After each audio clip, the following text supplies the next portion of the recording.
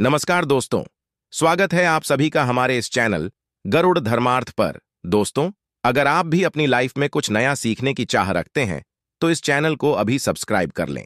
दोस्तों, आप सभी लोग जानते हैं कि 8 नवंबर 2024 यानी शुक्रवार को पड़ रही है कार्तिक महीने की सप्तमी तिथि। और दोस्तों, यह वह सप्तमी तिथि है जो कार्तिक महीने में पड़ने वाली सबसे बड़ी तिथि है, क्योंकि यह शुक्रवार के दिन पड़ रही है और इसका बहुत ही बड़ा और खास महत्व होता है। पूज्य गुरुजी ने कहा है कि यदि कभी भी मौका लग जाए और कार्तिक महीने की सप्तमी तिथि को पड़ जाए तो आप लोगों को साथ वाला उपाय तो अवश्य ही करना चाहिए। इन दोनों का संयोग बहुत कम आता है और इसी के साथ में गुरुजी ने अपनी शिव पुराण कथा में बताया है कि इस दिन आपको साथ वाला उपाय तो आपको अवश्य ही करना चाहिए, क्योंकि ऐसा दिन पूरे साल में सिर्फ एक ही बार आता है। और दोस्तों, आप सभी लोग जानते हो कि शुक्रवार सप्तमी तिथि का यदि सबसे बड़ा कोई उपाय है तो साथ दूरवा वाला उपाय। तो दोस्तों, इस शुक्रवार सप्तमी तिथि के दिन आप लोगों को इस साथ वाला उपाय को जरूर करना है। बहुत सारे लोग होंगे जिन लोगों ने इस उपाय को ना किया हो, मतलब पूरा साल निकल गया, उन्होंने किसी भी दिन इस साथ दूरवा वाला उपाय को ना किया हो। पर दोस्तों, आपके पास एक आखिरी मौका बचा हुआ है जो कि 8 नवंबर के दिन है। तो इस दिन आप लोगों को इस वाले उपाय को जरूर कर लेना है। भले ही आपने पूरे महीने भर इस उपाय को ना किया हो, पर यदि आपने रतिक महीने के शुक्रवार सप्तमी तिथि के दिन यदि इस वाले उपाय को कर लिया तो आपको इस उपाय को करने का वह फल मिलेगा जिसकी आपने कभी कल्पना भी नहीं करी होगी। इसीलिए आप लोग इस वाले उपाय को एक बार जरूर कर लेना है, ताकि आप लोगों के हाथ से यह मौका ना जा सके और आपको इस उपाय को करने का फल मिल सके। दोस्तों, यह उपाय पंडित जी ने अपनी अभी की ही श्री शिव महापुराण की कथा में बताया है, जिस उपाय को आज हम आपको बहुत अच्छे से समझाने वाले इस वीडियो को देखने के पश्चात इस उपाय को समझने के लिए आपको कोई और वीडियो को देखने की जरूरत नहीं पड़ेगी। तो चलिए दोस्तों, उपाय को शुरू करते हैं। देखिए, यह इस कार्तिक महीने के शुक्रवार सप्तमी तिथि के दिन यह इतना खास होता है, इतना महत्वपूर्ण होता है। देखा गया है कभी कभी बड़े बड़े पूजा पाठ अनुष्ठान से जो मनोकामना पूर्ण नहीं होते, वह कार्तिक महीने के शुक्रवार सप्तमी तिथि के दिन छोटे से उपाय करने से ही आपकी मनोकामना पूर्ण हो जाती है। और बहुत सारे लोगों ने इस उपाय को किया भी है और उनको इस उपाय को करने का फल भी जरूर मिला है। यदि आप लोग भी इस उपाय को करना चाहते हैं तो आप इस उपाय को पहले अच्छे से समझ लेना, सुन लेना, उसके पश्चात करना। आपको इस उपाय का फल जरूर मिलेगा और इस उपाय को कर लेने से आपके घर में चाहे किसी भी प्रकार की दुख और समस्या क्यों ना चल रही हो, आपको कारण भी नहीं पता है कि भाई यह समस्या किस कारण से चल रही है, उसका कुछ भी कारण हो सकता है, जैसे से पितृदोष हो सकता है या किसी भी तरह का मंगल दोष भी हो सकता है। तो इस दिन आप लोगों को यह वाला उपाय कर लेना है। यह एक ऐसा उपाय है जिस उपाय को यदि किसी खास दिन पर किया जाए तो भाई उस खास दिन का जो है वह तो हमें मिलता ही मिलता है, पर हमने उस दिन पर इस उपाय को किया है तो हमें उससे भी बड़ा फल है और फल बहुत जल्दी मिलता है, क्योंकि आप इस उपाय को बहुत ही बड़े और खास दिन पर कर रहे हो। तो चलिए अब उपाय के बारे में बात करते हैं, किंतु उससे पहले आप लोगों को यह जानना आवश्यक है कि आखिर यह उपाय किस समय करना है, किसको करना है और कैसे करना है। तो चलिए हम आगे आपको वीडियो में एक एक करके बता देते हैं। किंतु उससे पहले यदि आप लोग हमारे चैनल पर पहली बार आए हैं या फिर मेरी आवाज आज पहली बार सुन रहे हैं तो हमारे चैनल को सब्सक्राइब जरूर कर लेना और इस वीडियो को लाइक करके कमेंट बॉक्स में श्री शिवाय नमस्तु भयम ओम नमः शिवाय जरूर टाइप कर देना। तो दोस्तों, इस साथ दूरवा वाला उपाय को हमें इस शुक्रवार सप्तमी तिथि के दिन कैसे करना है, किसको करना है, किस समय करना है और कहां पर करना है, ये सारे सवालों के जवाब आपको इस वीडियो में मिल जाएंगे।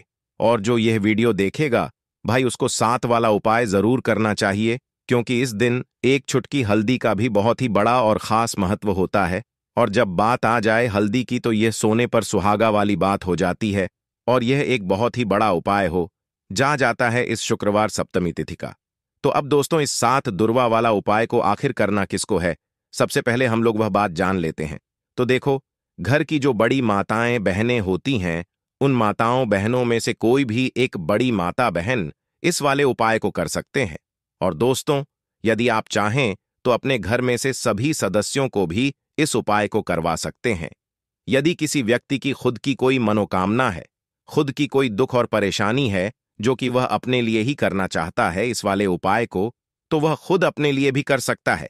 बाकी यदि कोई घर में से ऐसा है जो कि अपने पूरे घर परिवार की सुख और शांति के लिए यह वाला उपाय करना चाहता है, तो भाई वह भी कर सकता है। उस भी कोई दिक्कत वाली बात नहीं है। कहने का मतलब यह है कि इस उपाय को हर एक सदस्य भी कर सकता है और पूरे घर परिवार के सदस्य के लिए घर की बड़ी माताओं बहनों में से कोई एक माता बहन भी कर सकती है। माताएं बहनें यदि घर में उपस्थित ना हो या वह यह वाला उपाय ना कर पा रही हो, तो फिर घर का कोई बड़ा सदस्य भी इस साथ दूरवा वाला उपाय को कर सकता है, चाहे फिर वह पुरुष ही क्यों ना हो। उसमें कोई भी दिक्कत वाली बात नहीं है। अब दोस्तों, अगला प्रश्न निकल कर आता है। वह यह आता है इस उपाय को लेकर कि आखिर इस उपाय को हमें किस समय करना है, सुबह के समय करना है कि शाम के समय करना है। तो देखो, इस वाले उपाय को आप लोग सुबह के समय भी कर सकते हो और शाम के समय प्रदोष काल में भी कर सकते हो। अब यदि आप पूछो कि भाई सबसे उत्तम समय कौन सा रहेगा इस सात दूरवा वाला उपाय को करने का, तो हम आपसे बस यही कहेंगे कि इस उपाय को आप सुबह के समय करेंगे तो ज्यादा बेहतर होगा। बाकी यदि प्रदोष काल शाम के समय भी करेंगे तो भी अच्छा होगा, उसमें कोई भी दिक्कत वाली बात नहीं है। तो अब दोस्तों, जो अगली सबसे बड़ी और महत्वपूर्ण बात आती है वह यह आती है कि सुबह यदि हम उपाय को करेंगे तो हमें कितने बजे से लेकर कितने बजे तक के बीच में करना है, और शाम के समय प्रदोष काल में करेंगे तो हमें कितने बजे से लेकर कितने बजे के बीच में करना है। तो देखो, सुबह जितनी जल्दी हो सके आप उपाय को करने की कोशिश। बाकी यदि किसी कारणवश लेट भी हो जाओ, थोड़ी देर भी हो जाए, तो 10 या 11 बजे तक भी आप उपाय कर लेना, पर 12 बजे से ज्यादा देरी ना हो, ठीक है? इस बात का ध्यान रखना। उसके पश्चात में दोस्तों, यदि शाम के समय प्रदोष काल की बात करें, प्रदोष काल का जो समय है होता है वो शाम के 6 बजे से शुरू हो जाता है। मतलब शाम के 6 बजे से लेकर 7 बजे के बीच का जो समय होता है, ये समय प्रदोष काल का समय होता है। तो आप इस उपाय को 7 या बजे के बीच में भी कर सकते हो। मतलब शाम के 6 बजे से रात 8 बजे के बीच में आप कभी भी इस वाले उपाय को कर सकते हो, उसमें कोई भी दिक्कत वाली बात नहीं है। तो कार्तिक का महीना ही है जो आपको धन दौलत पुण्य दोनों ही देने वाला है। कार्तिक के महीने में तुलसी का पूजन करके श्री हरि विष्णु से जुड़े हुए कुछ उपाय करके आप अपने जीवन की निर्धनता, धन से जुड़ी समस्याएं, कर्जे से जुड़ी समस्याओं को हमेशा के लिए दूर कर सकते हैं।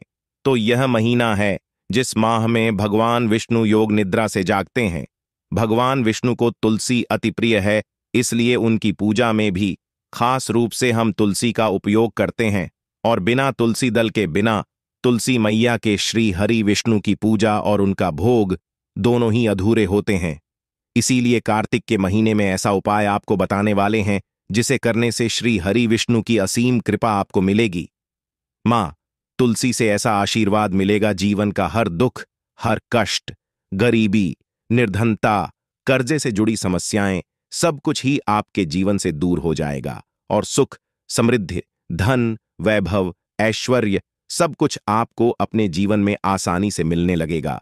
तो चलिए बात कर लेते हैं कि कौन सा उपाय है, तुलसी के पौधे में कौन सी चीज आपको रखनी है और इस उपाय को किस समय करना है।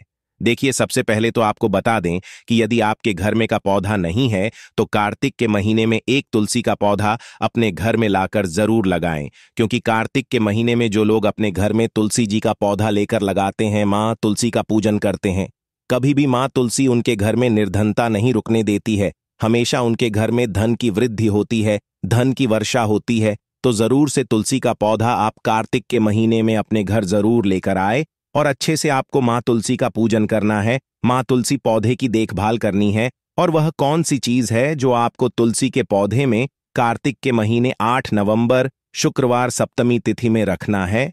और कैसे यह चीज रखते ही रातों रात आपके जीवन में चमत्कार होगा और आपके भाग्य का भी आपको साथ मिलेगा। तो इस उपाय को करने के लिए आपको दो चीजों की आवश्यकता होगी। सबसे पहले है, आप जानते हो, जो कि भगवान गणेश जी को समर्पित होती है, तो आपको वह की आवश्यकता होगी। साथ ही में एक लोटा जल की आवश्यकता होगी। और आप जब भी उपाय को करें, जिस दिन भी आपको करें, तो आपको प्रातः कल सुबह सुबह ही सुबह वह करना है। इस बात का खास रूप से आपको ध्यान रखना है। ठीक है, तो आपको एक दूर्वा लेनी है। यदि आधा दूर्वा भी मिल जाती है तो भी कोई दिक्कत नहीं है, बस आपको दूर्वा लेनी है। यदि ज्यादा ना मिले तो उस स्थान पर एक दूर्वा भी ले सकते हैं। दुर्भा आपको आसानी से कहानी पर भी मिल जाएगी। बस याद रखिएगा, शुद्ध दुर्भा, और मतलब उसे शुद्ध करके ही में लीजिएगा, है ना। तो आपको करना क्या है, एक दूर्वा या एक से ज्यादा भी दूर हुआ आप लोग ले सकते हैं, तो एक दूर्वा अपनी ले लीजिए। एक दूर्वा के साथ में आप एक लोटा जल ले लीजिए और इन दोनों ही चीजों को लेकर शिवाजी के मंदिर पहुंच जाइए। शिवाजी के मंदिर पहुंचकर सबसे पहले आप शिवाजी के पास में बैठ जाइए। शिवाजी के पास में बैठने के पश्चात जो शिवाजी की शिवलिंग होगी, शिवलिंग के ऊपर सबसे पहले आपको यह दुर्भाग्य को करना है। दूरभाग को कुछ इस प्रकार से समर्पित करना है कि जो दूर्वा की दांडी का मुख होगा वह जलधारी की तरफ हो, जहां से जल नीचे करता है ना। और जो दूर्वा का मिला हुआ भाग होगा वह अपने आप शिवाजी के पीछे की तरफ हो जाएगा। ठीक है, तो इस प्रकार से यह दूरभाग का यह दूर्वा आपको भगवान शिव जी का शिवलिंग के ऊपर समर्पित करनी है। और जो एक लौटा जल आप अपने साथ लेकर आए हैं, इसी दूर के ऊपर शिवाजी की शिवलिंग के ऊपर एक धारा से आपको समर्पित कर देना है। ठीक है, अब यहां पर देखने बात यह है कि यह उपाय इस व्यक्ति को करना है, जी व्यक्ति की नौकरी ऐन कर रही हो, जो व्यक्ति परीक्षा में पास होना चाहता हो, तो इस व्यक्ति को अपने हाथों से इस उपाय करना है, तभी उपाय कम करेगा। ठीक है, इस उपाय को करने के पश्चात आपको 3 महीने उपाय आपको कब तक करना है, जब तक कि आपकी नौकरी नाग जाए। जब तक आप इस उपाय नियम के साथ करो, आपकी नौकरी जरूर लगेगी। अब बात करते हैं दूसरे उपाय के बारे में। तो देखिए, दूसरे उपाय जो है, देखिए, इस उपाय के लिए आपको मात्र एक लौंग का जोड़ा लेना है, यानी कि 2 फूल वाली लौंग लेनी है। साथ में आपको मात्र थोड़ा सा शहद लेना होगा और इसी के साथ में आपको तांबे के पात्र के अंदर शुद्ध जल लेना होगा। अब देखिए, इन सभी सामग्रियों को लेकर के आपको भगवान शिव के मंदिर में पहुंच जाना है। देखिए, यह उपाय आप सुबह लेकर शाम तक कर सकते हैं। तो वह सबसे पहले तो आपके पास जो 2 फूल वाली लौंग हैं, उन्हें आपको शहद के अंदर अच्छे से डुबो है, यानी कि दोनों लौंग पर आपको अच्छे से शहद का लेपन कर देना है। अब आपको जो आपके पास एक लौटा जल है, सबसे पहले तो उसे शिवलिंग पर धीरे धीरे समर्पित करना है और श्री शिवाय नमस्तु भयम इसका जाप करते हुए समर्पित कर देना है। अब आपके पास जो 2 फूल वाली लौंग है, शहद से उसे आपको शिवलिंग पर अर्पित करना है और आपको प्रार्थना है कि जीवन में जो रोग की स्थिति है वह समाप्त हो, जीवन के जो संकट और समस्याएं हैं वह सभी समाप्त हो, जीवन से जो कर्ज की समस्या है वह समाप्त हो।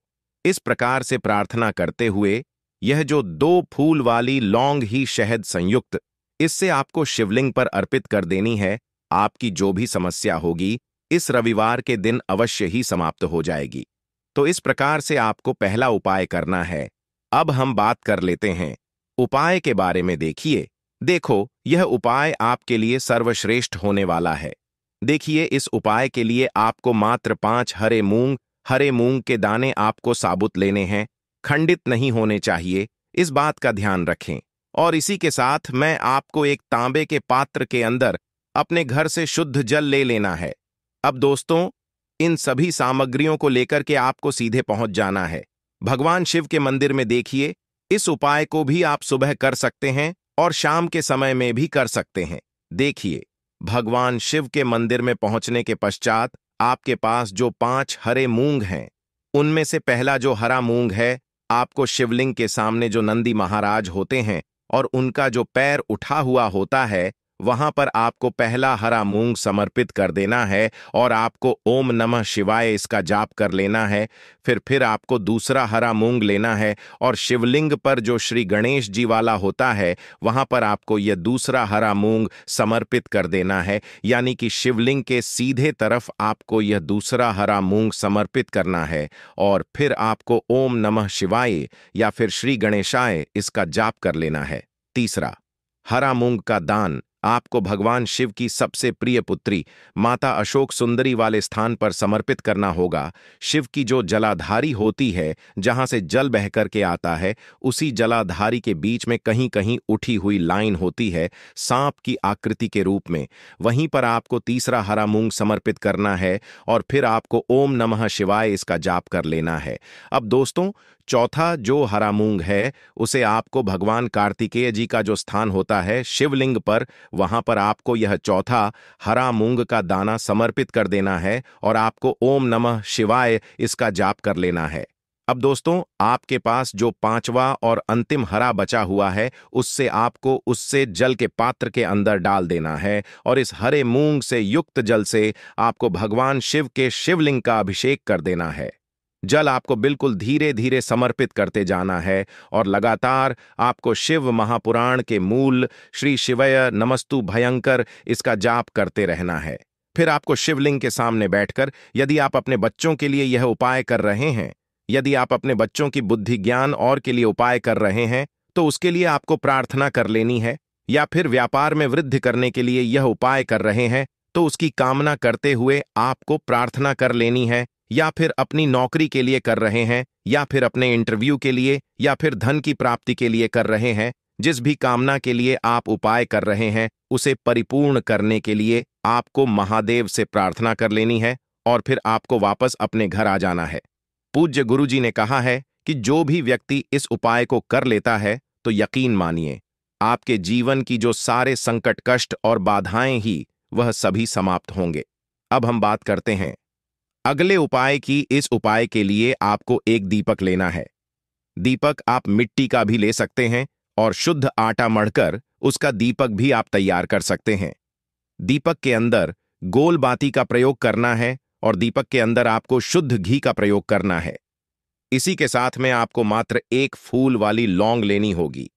अब यह एक दीपक और एक फूल वाली लेकर के सीधा आपको पहुंचना होगा बरगद के वृक्ष के वहां पर। देखिए, सबसे पहले तो आपके पास जो एक फूल वाली लौंग है उससे आपको बरगद के वृक्ष की जड़ में समर्पित करना है।